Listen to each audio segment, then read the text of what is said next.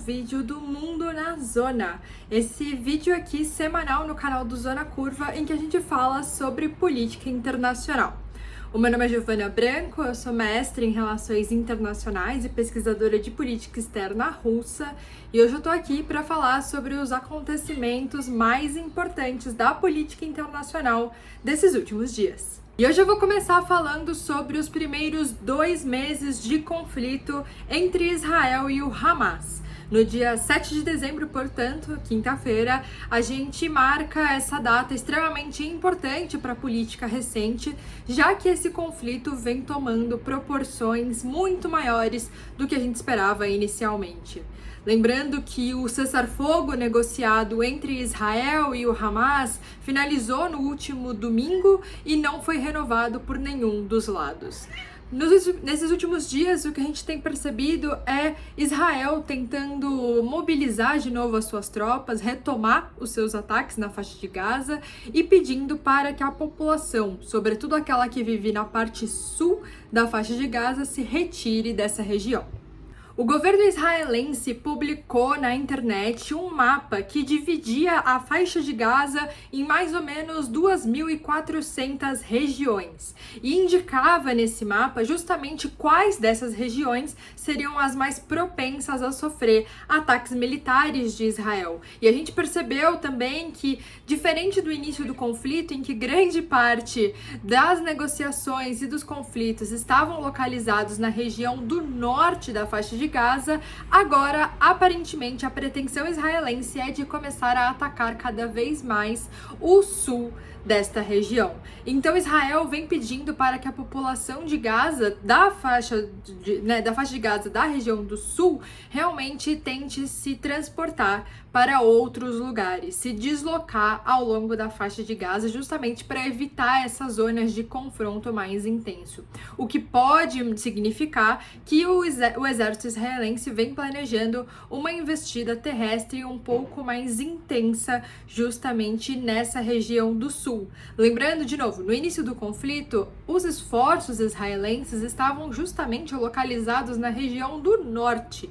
E Israel pediu para que essa população, principalmente ali perto da cidade de Gaza, se deslocasse para o sul. Então, atualmente, grande parte da população da faixa de Gaza está concentrada justamente no sul do país. E agora, Israel pede para que essas pessoas se locomovam mais uma vez numa região extremamente pequena, que é a faixa de Gaza. Então, isso tem causado um conjunto de conflitos, uma falta de comunicação muito forte. A ONU, inclusive, declarou que, embora Israel tenha, de fato, publicado esse mapa e pedido para que as pessoas saíssem dessas regiões mais perigosas, ainda é muito incerto se, de fato, a população ali na faixa de Gaza, que está vivendo diariamente nesse conflito, conseguiu ter acesso ou não a esse mapa e essas divulgações do governo israelense, levando em consideração que desde o início do conflito, no dia 7 de outubro, a gente tem tido uma série de cortes de energia e também de internet ali na faixa de Gaza. Então, enfim, parece que Israel publica um mapa na internet, mas não necessariamente a população mais atingida terá acesso a esses avisos de forma prévia. Desde o início do conflito, então, durante 2 meses, nós já temos o dado oficial de mais de 15 mil palestinos mortos. Com certeza esse número é subnotificado, nós não temos acesso a todos os dados de forma precisa, é muito difícil de fazer essa coleta, principalmente ali naquela região, mas o que nós já temos confirmados, são esses 15 mil, com certeza é um número muito maior, muito mais assustador. Os hospitais na faixa de Gaza continuam declarando grandes dificuldades para o atendimento ao público, falta de insumos, falta de energia, falta de combustíveis nos geradores, justamente para conseguir manter a energia elétrica ali nesses hospitais, mesmo nesses momentos de corte de eletricidade que o governo israelense veio fazendo nesses últimos 2 meses, falta de água principalmente e também de alimento para a população. Nós vemos, portanto, que em 2 meses a situação das pessoas que vivem ali na faixa de Gaza ficou extremamente pior do que já era. Já era uma situação precária, né? A faixa de Gaza já havia sido considerada há algum tempo atrás como a maior prisão a céu aberto do mundo, o que revelava justamente as péssimas condições de vida em que a população vivia naquela região. E agora, com esse conflito entre Israel e o Hamas, isso se intensifica ainda mais. Então as pessoas ali vêm passando por cada vez mais dificuldades no seu dia a dia em meio a esse conflito armado que não parece terminar num tempo muito próximo. Ainda assim, a administração do Joe Biden nos Estados Unidos vem tentando pressionar para um acordo, ou pelo menos algum tipo de negociação que leve a um cessar-fogo entre Israel e o Hamas novamente. Nós já tivemos o cessar-fogo que eu comentei aqui, que terminou no último domingo, que foi um cessar-fogo acordado entre ambos os lados para que houvesse uma troca de prisioneiros. Então, o governo israelense liberou um conjunto de palestinos que estavam presos em Israel e o Hamas libertou aqueles reféns que foram sequestrados logo nos primeiros dias do conflito, dos ataques que o Hamas fez ali à fronteira de Israel. Então nós tivemos essas trocas de prisioneiros, mas esse cessar-fogo não foi renovado. Aliás, o que a gente viu foi o contrário, né? Assim que o cessar-fogo terminou nesse último domingo, já na segunda-feira nós tivemos um dia extremamente intenso de ataques israelenses ali na faixa de Gaza, inclusive atingindo hospitais e outras zonas que geralmente são extremamente condenadas por crimes de guerra quando há algum tipo de ataque, porque justamente elas afetam a população civil de uma forma muito direta e muito intensa. Então, esse é o nosso resumo sobre esse conflito que já dura 2 meses. De novo, é um conflito que não parece que vai acabar muito próximo de nós agora, mas ainda assim negociações parecem ser minimamente possíveis, né? Se nós já tivemos esse cessar-fogo, é possível que ambos os lados decidam voltar a ter conversas no futuro, mas pelo menos por agora, os ataques retomam em uma intensidade muito alta, sobretudo pelo lado de Israel.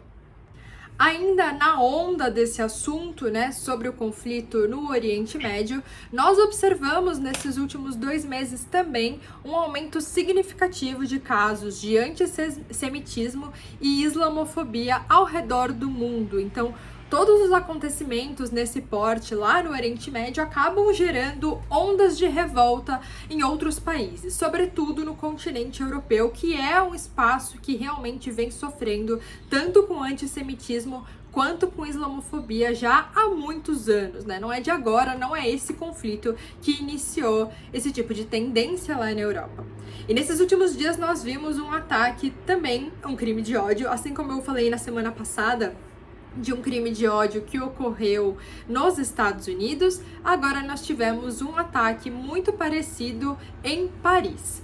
Lá em Paris foram 3 pessoas feridas, uma delas morreu, um turista alemão morreu após um ataque a facadas ali no centro da capital francesa. As autoridades francesas pediram que a população e quem estivesse visitando a cidade evitassem a região central de Paris, que é justamente a região da Torre Eiffel, justamente porque foi a região em que esse ataque aconteceu.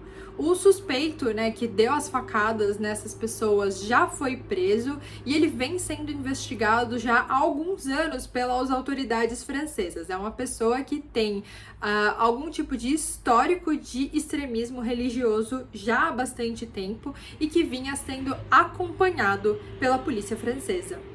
A polícia declarou que esse suspeito preso era afiliado do Estado Islâmico e tinha um histórico de extremismo recorrente em sua ficha. Inclusive, ele já havia sido preso anteriormente também por ataques extremistas. A polícia também já declarou que, além dessa radicalização islâmica, ele também sofria de problemas psiquiátricos. Ele fazia tratamento até o início desse ano, mas o tratamento foi finalizado. E desde então a polícia não tinha mais grande histórico desse rapaz.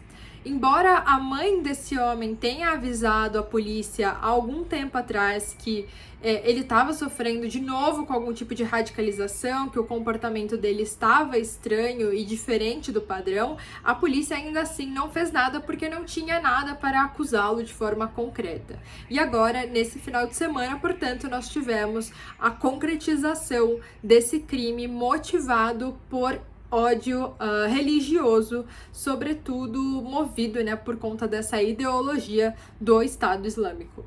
Esse ataque que a gente observou em Paris nesse último final de semana é uma afronta direta à política do presidente francês Emmanuel Macron, que há alguns meses vem tentando mostrar que as pessoas estariam seguras durante os Jogos Olímpicos na França no ano que vem, em 2024. Então, Paris, principalmente, já vem se preparando para sediar esses Jogos e o Macron vem discursando já há algum tempo para tentar acalmar um pouco os ânimos e garantir alguma certa segurança. A cerimônia de abertura dos Jogos Olímpicos já havia sido declarada pela polícia francesa como um local e um evento extremamente difícil de proteger e de policiar, e agora esses ataques, portanto, reforçam o quanto existe uma certa fragilidade do Estado francês em relação a esses ataques. Tendo em vista esse ataque de domingo, a polícia francesa decidiu retomar as investigações e as observações de quaisquer suspeitos que existam dentro do território francês, qualquer pessoa que tivesse algum histórico já de radicalização, como esse suspeito que já foi preso nesse último fim de semana, justamente para tentar evitar novos ataques como esse que aconteceu em Paris durante a abertura e também, né, a ocorrência dos Jogos Olímpicos em 2024. A França passou pelo seu auge de ataques terroristas nos anos de 2015 e 2016, momentos em que a gente viu realmente ataques sendo perpetrados com grande constância ali no território francês. E agora, desde outubro, quando um professor foi assassinado na região norte da França, a França volta a estar em estado máximo de alerta contra terrorismo.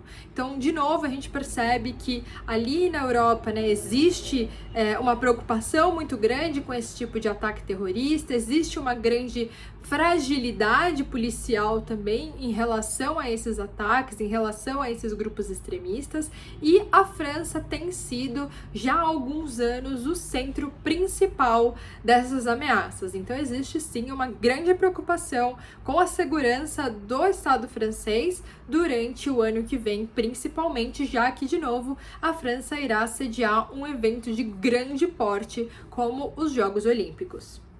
Agora falando sobre o conflito entre a Rússia e a Ucrânia, que é um conflito que continua acontecendo de forma bem intensa, embora a nossa mídia aqui no Brasil e no Ocidente, de uma forma geral, não venha mais tocando muito nesse assunto. Né, faz algumas semanas que a Ucrânia vem se preparando para reposicionar suas tropas e possivelmente cruzar o rio Dnipro. As tropas ucranianas se posicionaram justamente para tentar conquistar a margem oriental do rio Dnipro, que é atualmente controlada pelas tropas da Rússia. Isso seria uma manobra realmente muito arriscada e caso a Ucrânia consiga de fato cruzar o rio e se estabelecer na outra margem, os frontes de batalha desse último ano entre Rússia e Ucrânia serão completamente reorganizados e nós teremos um novo cenário de guerra ali na Ucrânia. Mas há também um grande risco de que a Ucrânia não consiga de fato fazer essa manobra, que é uma manobra militar extremamente difícil e arriscada. Vários especialistas de guerra aqui no Ocidente já declararam uma certa resistência, até mesmo um ceticismo com a capacidade ucraniana de realizar essa manobra e cruzar o rio, justamente porque a Ucrânia não vem mostrando nos últimos meses, não só nessas últimas semanas, algum tipo de capacidade elevada de mobilização militar. Se vocês lembrarem, a Ucrânia noticiou muito sobre uma contraofensiva que aconteceu mais ou menos nos meses de junho, julho desse ano. Existia uma expectativa muito grande sobre essa contraofensiva, tendo em vista que a Ucrânia recebeu muito armamento do Ocidente, sobretudo dos Estados Unidos. Então, a Ucrânia estava mais forte naquele momento, estava fortemente armada, tinha uma estratégia militar para a contraofensiva e, mesmo assim, não teve resultados significativos no campo de batalha. Então, os especialistas vêm olhando para a Ucrânia depois de tudo isso, né, ao longo desse conflito, e percebem que não necessariamente é um país que dá muita confiança de que tem as capacidades necessárias para realizar essa manobra que é tão difícil e tão arriscada no meio militar. Até porque ainda não estão claros quais são os objetivos da Ucrânia com essa mobilização de tropas. Se a Ucrânia, primeiro, tem a intenção de apenas desbalancear as forças russas por meio de ataques pontuais a essa nova frente de batalha, ou se a Ucrânia, de fato, tem a intenção de talvez fazer nesse momento uma contraofensiva e retomar territórios que eram até então controlados pela Rússia e desbalancear completamente os frontes de batalha, né? Então, isso ainda não tem sido muito evidente. Mas o que a gente já vem percebendo há algum tempo é que os ucranianos estão tentando atingir as linhas de suprimento mais críticas da Rússia, justamente tentando enfraquecer o exército russo, não permitindo que Moscou seja apto, consiga de fato mandar alimentos, mandar munição, mandar armamentos para os seus soldados no fronte de batalha. Então, a Ucrânia vem tentando enfraquecer a Rússia nesse sentido, mas quais seriam os objetivos dessa cruzada do Rio, ainda não sabemos. Mas por que a Ucrânia vai abrir esse novo fronte de batalha, né? Por que o exército ucraniano vai correr o risco de uma manobra tão arriscada e que impõe um peso tão grande sobre as suas tropas, simplesmente para abrir um novo fronte? A princípio, se a Ucrânia de fato conseguir conquistar a margem oriental do rio Dnipro, ela vai forçar uma mobilização das tropas russas. Então a Rússia não vai conseguir manter o seu território, manter as suas posições da forma que está. Além disso, cruzando o rio e se estabelecendo nessa margem, a Ucrânia ficaria a apenas mais ou menos 30 quilômetros da península da Crimeia. E ela possivelmente conseguiria cortar essas linhas de comunicação e linhas de suprimento que a Rússia tem com a península, agora por vias terrestres. Lembrando que a Rússia fez referendos no ano passado nas regiões ali do leste da Ucrânia e vem justamente controlando partes dessas regiões que ligam, né, o seu território até a península da Crimeia. A ponte também que liga a península da Crimeia à Rússia já foi atacada várias vezes, a gente já falou aqui em outros vídeos sobre esses ataques àquela ponte. Então, a comunicação que Moscou tem com a península da Crimeia é realmente muito precária, muito frágil. Se a Ucrânia, portanto, for bem sucedida nessa manobra, fica ainda mais fácil para ela isolar um pouco mais a península da Crimeia do apoio que vem do território russo.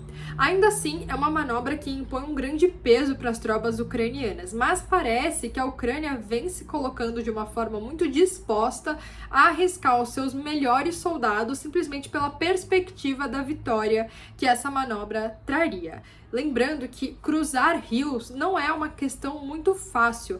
É uma manobra que estados modernos e exércitos modernos não fazem desde a Segunda Guerra Mundial. Não é exatamente uma questão muito prática em termos também de organização dessas tropas. O que eu vi recentemente, a analogia, era para você imaginar uma ampulheta, só que de forma vertical. Você tem uma grande massa de equipamentos, de soldados, de pessoas e tanques que precisam cruzar por um caminho muito estreito. E durante todo esse cruzamento, tanto os equipamentos quanto os soldados ficam todos extremamente expostos expostos ao seu inimigo. Então, cruzar um rio com um exército, com uma artilharia pesada, levando equipamentos suficientes para você se estabelecer na outra margem já seria muito difícil, e fazer isso sob fogo inimigo é ainda mais complicado. Então, de novo, vários especialistas de guerra que realmente estudam movimentos militares, táticas de guerra, né, como que você faz todas essas estratégias, vem duvidando um pouco dessa capacidade tecnológica mesmo, estratégica da Ucrânia de efetuar esse cruzamento do rio Dnipro. Mas, ainda assim, de novo, a Ucrânia parece muito confiante e disposta a correr esse risco. Lembrando, se a Ucrânia falhar nesse cruzamento do rio Dnipro, ela provavelmente terá os seus melhores soldados mortos nessa operação, e se enfraquecendo ainda mais e dando ainda mais espaço para a vitória da Rússia no campo de batalha.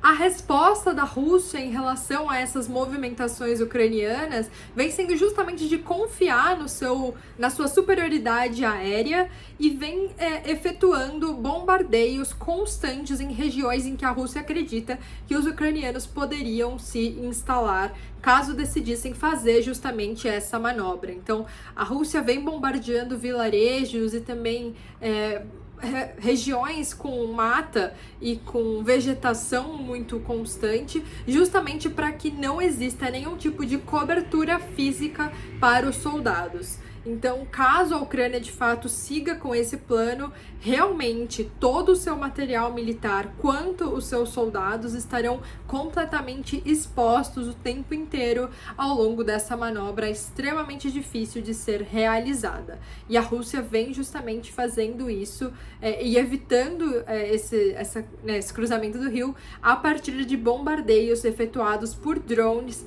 em vários vilarejos ali perto das margens do rio.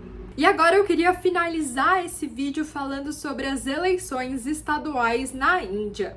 Nesse último final de semana, os estados do norte na Índia tiveram eleições e que serviram como um grande aquecimento, um grande teste para o primeiro-ministro indiano Narendra Modi e também para o seu partido, o BJP, que é um partido nacionalista hindu. Esse partido ganhou várias cadeiras nessas eleições agora estaduais, inclusive em 3 estados extremamente populosos e importantes para as eleições do ano que vem, em que o Narendra Modi irá concorrer claramente. Então serviram justamente como um termômetro de como foi a atuação do BJP nessa região que até então tinha mais ameaça, tinha mais concorrência com o outro partido, que é o partido do Congresso Nacional Indiano. Então, o Congresso Nacional Indiano perdeu grande espaço na região norte da Índia, uma região extremamente populosa, que vai contar muito para essas eleições, e o Narendra Modi, portanto, sai agora dessas eleições estaduais se sentindo extremamente vitorioso e ainda mais confiante da sua vitória no ano que vem. Então, ele sai muito fortalecido para as eleições que acontecem na primavera. Lembrando que em 2024 nós teremos eleições na Índia, nos Estados Unidos e na Rússia. Então, será um ano eleitoralmente muito importante na política internacional. Nós temos aí 2 grandes democracias, né? A democracia da Índia é uma democracia imperfeita, mas enfim, ainda considerada a maior democracia do mundo, os Estados Unidos e também o governo russo, que com certeza terá a concorrência do Vladimir Putin. E nos Estados Unidos, ao que tudo indica, será novamente uma eleição entre Joe Biden e Donald Trump. Então teremos realmente um cenário muito diverso nas eleições e com eleições que vão realmente ditar os rumos da política internacional nesses próximos anos, algo para a gente ficar muito ligado no ano que vem. Eu espero que vocês tenham gostado do vídeo de hoje. Se vocês tiverem qualquer dúvida sobre esses assuntos que eu comentei aqui, por favor, comentem que eu respondo todos assim que possível. E se vocês tiverem sugestões para o vídeo da próxima semana, também não deixem de me falar por aqui. Muito obrigada e até a semana que vem.